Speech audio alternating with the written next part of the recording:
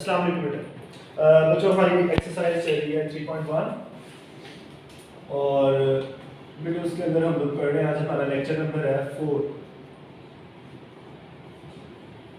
ठीक, और lecture number 4 के अंदर हम लोग डिस्कस करेंगे। अब स्टेटमेंट्स आ गई हैं। आपने जो इससे पिछला वाला क्वेश्चन किया था, जहाँ तक मुझे रिमाइंड है, उसमें भी एक अदर स्टेटमेंट आ चुकी थी। तो अब ये स्टेटमेंट वाले क्वेश्चन शुरू हो गए। अब इसको स्टेटमेंट को देखें किस तरह हैंडल करना है। तो बेटे मैंने आप लोगों को शुरू से एक बात बार बार बता रहा हूँ कि आपके क्वेश्चन के दो मेन पार्ट्स होते हैं, एक गिवन वाला और एक फाइंड वाला। और गिवन वाला हिस्सा जो होता है वो आपका हमेशा शुरू होता है इफ के बाद। गिवन के बाद जितना भी हिस्सा होगा, इफ के बाद जितना भी हिस्सा होगा वो आपको गिवन होगा, और देन या फाइंड या प्रूफ के बाद जो हिस्सा होगा वो आपने निकालना है। मैथमेटिक्स में दिमाग क्लियर कर लो अपना एक चीज के बारे में कि बेटे जो गिवन है उसके ऊपर डिस्कशन नहीं करनी, जो कह दिया गया उसको रख लो। जो फाइंड करना उसके ऊपर जी खोल के डिस्कशन करो। पूरा नाइन्थ हम लोग यही बार बार बार बार बार रिपीट करते हैं। अब आपको गिवन में उसने कहा हुआ है कि भाई ये दो की रेशो और इन दो नंबर्स की रेशो आपस में क्या है, इक्वल होकर। गिवन ये दिया हुआ है, ये और ये नंबर की रेशो और ये नंबर की रेशो आपस में क्या हो, अगर इक्वल हो तो आपने क्या फाइंड करना है, p। ठीक है, चलो देखते हैं क्वेश्चन क्या है। सॉल्यूशन इसका शुरू करते हैं। बेटे हमारे पास पहली रेशो है 2p + 5 रेशो 3p + 4। अगर मैं इसको रेशो को सॉल्यूशन जब इसका निकालना हो तो बेटे आपको कल बताया था कि रेशो को हम लोग लिख देते हैं डिवाइड के फॉर्म में। तो मैं 2p + 5 को और 3p + 4 को डिवाइड के फॉर्म में यानी फ्रैक्शन के फॉर्म में लिख दूंगा। अच्छा, और उसने कहा ये वाली रेशो और ये वाली रेशो दोनों आपस में क्या है बेटा, ये इक्वल है। ये हमारा गिवन है, इसके ऊपर डिस्कशन नहीं करनी है। अगर वो कह रहे हैं इक्वल रख लो तो रख लो।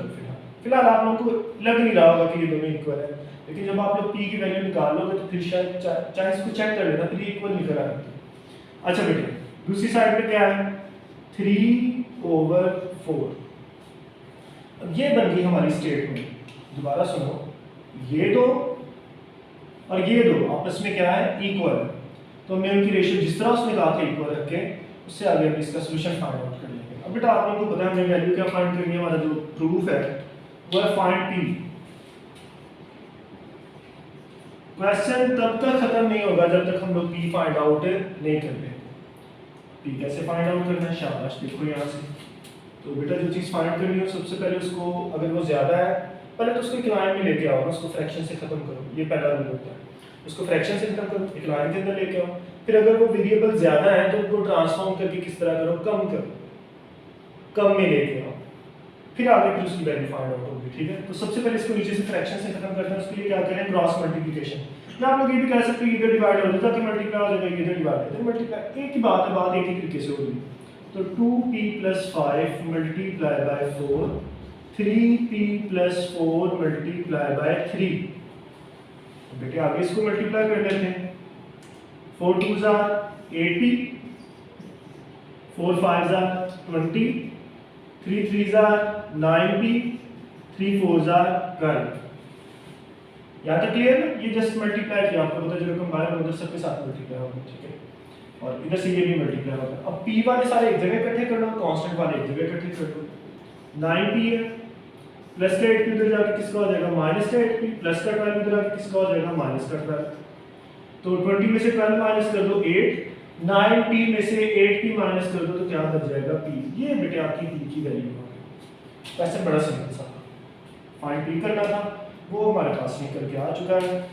कंडीशन जो उसने हमें दी थी वो हमने अंडरस्टैंड करके फिर उसकी p की वैल्यू निकाली। अब जरा दूसरे वाले क्वेश्चन की तरफ आ जाओ, ये थोड़ा डिफिकल्ट है। क्या ना हमारे पास दो नंबर्स हो, कोई भी दो जनरल नंबर्स हो, नंबर नहीं हमें पता, लेकिन उन नंबर्स के दरमियान कितने की रेशियो है, 5 की और 8 की। मतलब अगर एक 5 टाइम्स है तो दूसरा कितना है, 8 टाइम्स। नंबर नहीं पता, ठीक है, बस ये पता है कि पहला 5 गुना और दूसरा उसके मुकाबले में 8 गुना। नंबर बिल्कुल नहीं पता। जिस तरह मैं वैसे कह दूं कि एक बच्चे के मार्क्स दूसरे के मुकाबले में 2 गुना ज़्यादा है, मार्क्स तो नहीं ना पता हमने सिर्फ यही कहा ना कि इसके मुकाबले में उसके 2 गुना ज़्यादा है मार्क्स। फर्ज करो अगर इसके 10 हुए तो उसके 20 हो जाएंगे, 2 टाइम्स ज़्यादा। तो वो कह रहा है कि 5 टाइम्स नंबर हुआ तो दूसरा क्या होगा 8 टाइम्स होगा, नंबर नहीं उसने हमें बताया। और लास्ट में वो कह रहा है फाइंड द नंबर्स, वो वाले नंबर फाइंड आउट करो मुझे मैंने कहे। इसका मतलब है क्लैरिटी नहीं है। और आपको पता है जो चीज़ फाइंड करनी होती है उसको हम लोग क्या रखते हैं, वेरिएबल या अननाउन जिसको कह देता है, ये जो भी कह देता है। अब स्टेटमेंट दोबारा समझनी है, कोई नंबर है हमें उसका नहीं पता, लेकिन उस नंबर के दरमियान किसकी रेशियो है 5 की और 8 की, एक 5 टाइम्स और दूसरा क्या है 8 टाइम्स। अच्छा बेटा अब हम लोगों ने नंबर पास सेलेक्ट करने, तो हम लोग नंबर कौन सेलेक्ट करेंगे, एक्स और वाई, क्योंकि दो नंबर्स हैं। क्या एक्स और वाई सेलेक्ट करेंगे? बिल्कुल नहीं। उसकी वजह क्या है? बिकॉज बेटा हम लोगों ने पहले बात की थी रेशियो की डेफिनेशन नहीं भूलनी, क्वेश्चन के शौक में असल चीज़ नहीं भूल जानी। कि बात हमारी यहाँ से शुरू हुई थी कि जब भी हमने दो नंबर्स की रेशियो लेनी है तो वो दोनों सेम नेचर के होने चाहिए। सेम नेचर का क्या मतलब है, अगर पहला एक्स होगा तो दूसरा भी क्या होना चाहिए, एक्स ही होना चाहिए, दोनों सेम नेचर के होंगे तभी आगे बात बनेगी। तो हम लोग अगर हमने लेट कर लेते हैं जो हमारा नंबर है, let the number is x. हमने क्या लेट कर लिया नंबर को बेटे, एक्स लेट कर लिया। तो एक 5x हो जाएगा और दूसरा क्या हो जाएगा 8x। ये दोनों के दरमियान रेशियो है ना, पहला 5 गुना था और दूसरा 8 गुना। तो नंबर अगर x रख लिया तो एक 5x हो जाएगा और दूसरा 8x। बिल्कुल जिस तरह मैंने कहा एक के मुकाबले में दूसरे के अगर 2 गुना मार्क्स है तो एक का 1 टाइम 10 और दूसरे का 2 टाइम 10। ठीक होगी बात? अच्छा अब अगली बात पढ़ो, यहाँ तक तो बात हो गई ठीक कि हमारे नंबर नहीं पता थे, उनके दरमियान 5 और 8 की रेशियो थी।